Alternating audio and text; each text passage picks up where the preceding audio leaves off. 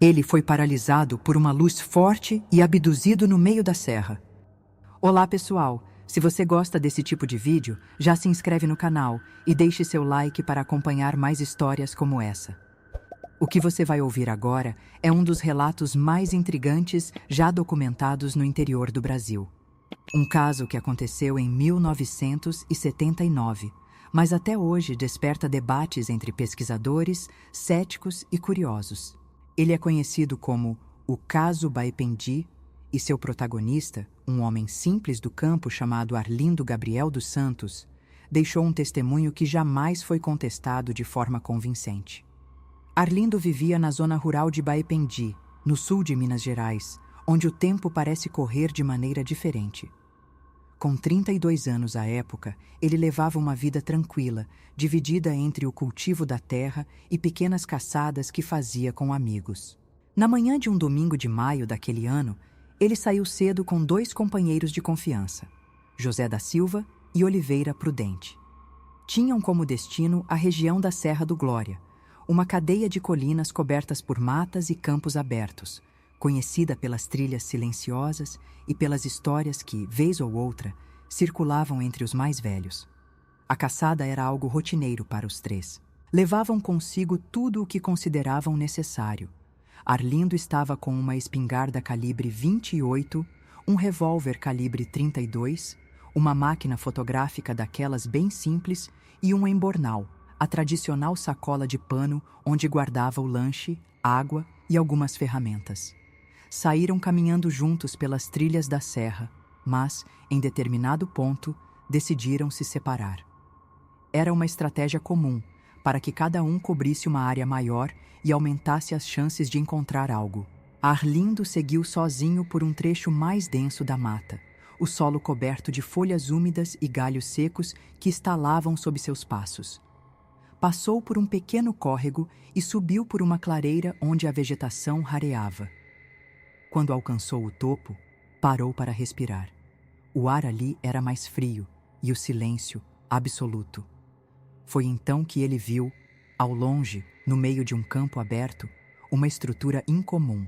Amarela, com cerca de 2 metros de altura, lembrava um poste, mas no topo havia uma esfera que emitia luzes vermelha e branca, piscando de forma irregular. Ao lado da esfera, 2 hastes escuras se projetavam como antenas inclinadas, compondo uma silhueta que não se assemelhava a nada que ele já tivesse visto. A primeira reação foi de estranheza, mas a curiosidade falou mais alto. Lentamente, abriu o zíper da bolsa, pegou a câmera e apontou. Apertou o botão, registrando a imagem. Mas, no momento em que preparava o enquadramento para uma segunda foto, o objeto simplesmente desapareceu diante de seus olhos. Não subiu, não explodiu, não emitiu som. Apenas deixou de estar ali. Confuso, Arlindo caminhou em direção ao ponto onde o objeto estivera. Queria ver se encontrava marcas no solo, resíduos, qualquer indício físico. Mas não teve tempo. Antes que chegasse lá, algo no céu chamou sua atenção. Um segundo objeto descia rapidamente. Tinha o formato de um peão metálico, com uma hélice que girava suavemente na parte superior e uma ponta na base, que parecia perfurar o chão ao tocar. Um som agudo, quase cortante, tomou conta do ambiente. Ele tentou se proteger com o braço, mas a intensidade do ruído era interna, como se vibrasse dentro de sua cabeça. O objeto então se desfez, como se evaporasse, em uma densa fumaça branca que cobriu parte do campo. Arlindo, tentando manter a calma, aproveitou o momento para tirar uma nova fotografia. A imagem capturou apenas a fumaça, mas o mais estranho era sua densidade. Ela não se dispersava como uma fumaça comum, mas pairava no ar, pesada, como se estivesse sendo mantida por alguma força invisível. Quando a névoa finalmente começou a dissipar, o objeto já havia sumido. Mesmo diante de tudo isso, Arlindo não fugiu. Continuou avançando lentamente, sentindo o chão vibrar levemente sob seus pés. Foi então que, pela terceira vez, o céu se rompeu em silêncio.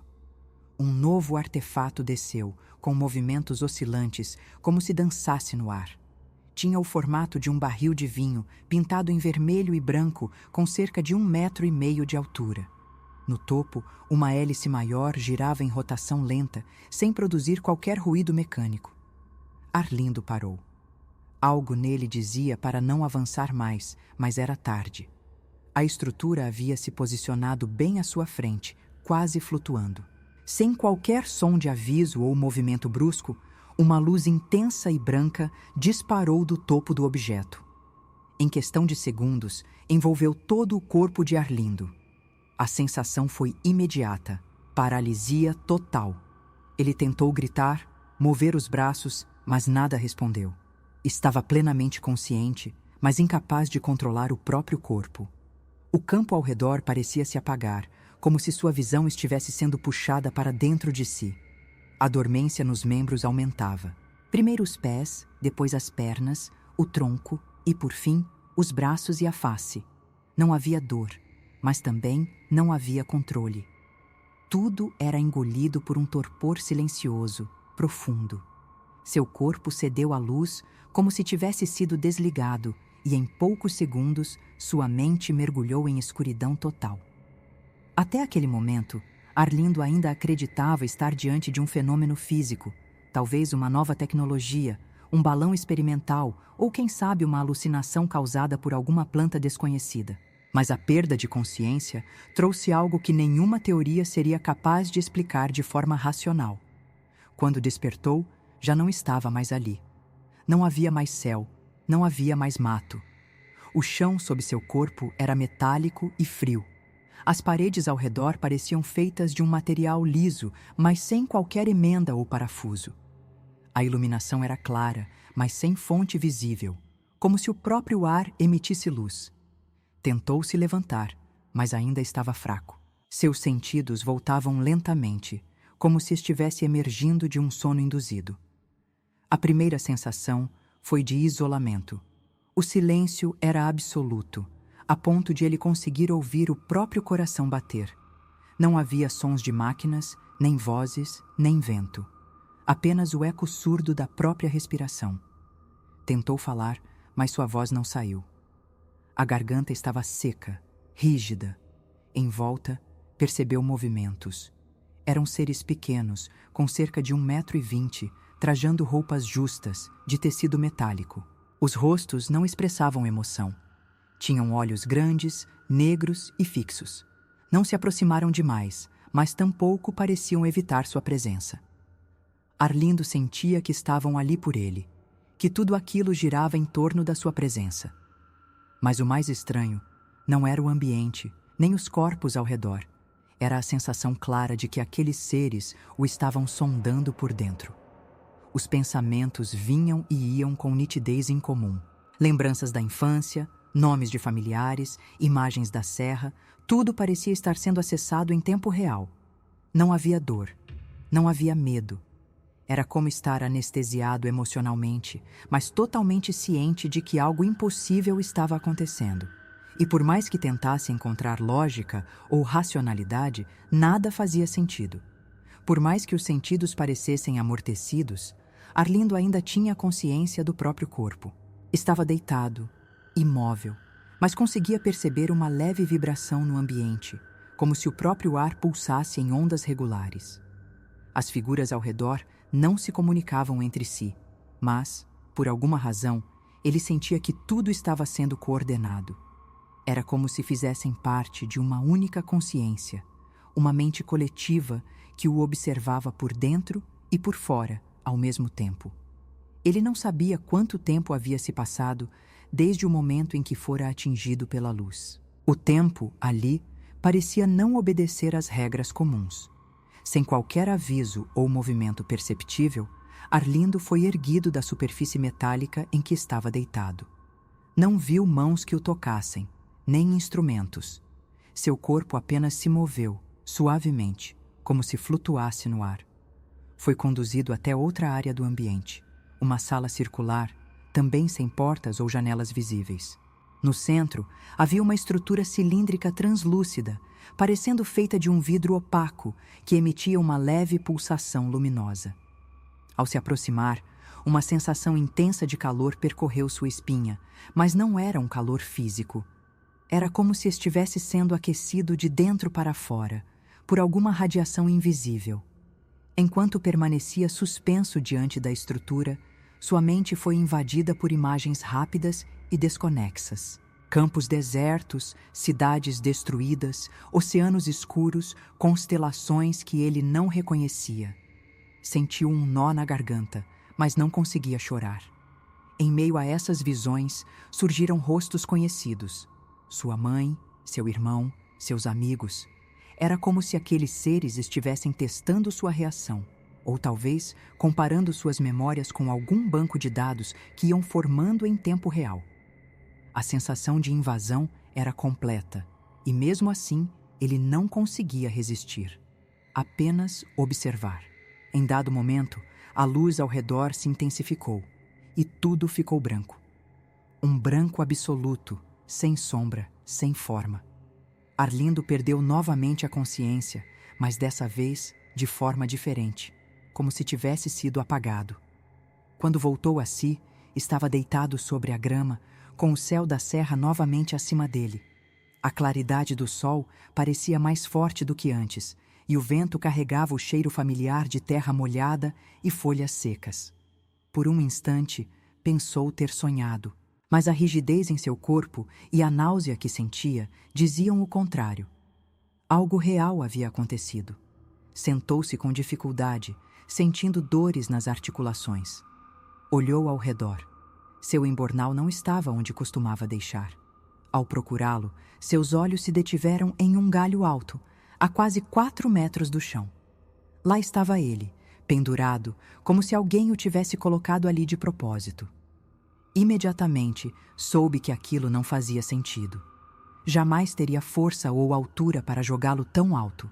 Caminhou um pouco, ainda cambaleante, e encontrou sua máquina fotográfica a poucos metros dali, cuidadosamente colocada sobre uma pedra lisa. A alça estava posicionada de modo simétrico, como se tivesse sido deixada com precisão milimétrica. O som distante de passos e vozes na trilha o fez perceber quanto tempo podia ter se passado. José e Oliveira o chamavam. Suas vozes soavam aliviadas, mas também carregadas de preocupação. Quando o encontraram, o abraçaram, aliviados por vê-lo vivo. Arlindo, no entanto, não conseguia falar de imediato. Estava em choque, tentando organizar mentalmente o que tinha acabado de viver. Ao longo do caminho de volta, tentou explicar. Contou parte do que viu, mas parava nos detalhes mais estranhos, temendo não ser compreendido. Em casa, sua esposa notou algo diferente em seu olhar. Ele estava presente fisicamente, mas sua mente parecia estar distante. Passava horas em silêncio, encarando o nada, como se revivesse cada cena. Nos dias seguintes, o relato se espalhou pela região. Pessoas foram até sua casa, jornalistas apareceram, mas ele manteve a discrição. Falava apenas quando questionado e sempre com as mesmas palavras. Não exagerava, não se contradizia. Apenas contava o que viu, da forma mais direta e objetiva que conseguia. Foi então que o caso chegou ao conhecimento do Centro de Pesquisas Ufológicas de São Paulo. Ufólogos vieram pessoalmente até Baependi, entrevistaram Arlindo por diversas horas, colheram seu depoimento por escrito e fizeram uma visita ao local indicado. As fotos foram levadas para análise. Uma delas mostrava um borrão no horizonte, difícil de identificar. A outra, a mais nítida, exibia a fumaça branca em forma de nuvem baixa, com bordas definidas, exatamente como ele havia descrito. Apesar da simplicidade do equipamento, os especialistas reconheceram que os registros eram consistentes com o relato. Ao longo dos anos, novos estudos foram realizados. Arlindo nunca procurou fama, nunca participou de eventos públicos e tampouco pediu dinheiro por seu depoimento. Sempre se manteve firme no que dizia, mesmo diante de ceticismo. Aqueles que o conheciam diziam que ele era um homem sério, honesto, incapaz de inventar algo tão elaborado. Sua história começou a circular entre pesquisadores como um dos relatos mais sólidos de abdução registrados no Brasil. A precisão dos detalhes, a ausência de contradições e o impacto psicológico observado por quem conviveu com ele fortaleceram ainda mais a legitimidade do caso. Ficou conhecido por muitos como Caso do Embornal, por causa da forma como sua bolsa foi encontrada, símbolo de que algo de fato fora do comum havia acontecido. Mesmo entre ufólogos mais conservadores, o caso de Arlindo era citado como exemplo raro de uma experiência genuína, sem artifícios ou desejos de notoriedade. Com o tempo, o próprio Arlindo passou a falar cada vez menos sobre o ocorrido. Não porque tivesse mudado sua versão, mas porque dizia que ninguém acreditaria, mesmo se visse com os próprios olhos. Preferia o silêncio às discussões. Seguiu com sua vida, voltou ao campo, mas jamais entrou novamente na Serra do Glória. Quando questionado, respondia apenas: "Não há mais nada para ver lá." Seus amigos confirmavam que, desde aquele dia, ele jamais retornou ao local. Décadas depois, pesquisadores ainda tentam entender o que realmente aconteceu naquela manhã de maio. Alguns tentaram atribuir o fenômeno a alucinações causadas por gás do solo. Outros sugeriram drones militares experimentais. Nenhuma teoria, no entanto, conseguiu explicar a coerência dos detalhes e o comportamento de Arlindo nos dias e anos seguintes. Ele faleceu em silêncio, mantendo até o fim a mesma versão. Nunca negou, nunca aumentou. Apenas disse o que viveu. Hoje, o caso Baipendi é estudado em cursos e simpósios de ufologia por todo o país. E embora os céticos ainda tentem desacreditá-lo, a firmeza e a simplicidade de Arlindo permanecem como um dos maiores testemunhos da ufologia nacional. Seu relato não foi apenas sobre luzes no céu, mas sobre uma experiência que desafiou tudo o que conhecia como real. Talvez o mais perturbador não tenha sido o que ele viu, mas o que sentiu. A sensação de estar diante de algo tão avançado, tão além da compreensão humana, que nem mesmo o medo teve espaço para existir. Um estado de rendição completa diante do desconhecido. E é isso que torna o caso tão marcante. Não foi apenas uma abdução. Foi um encontro com o inexplicável.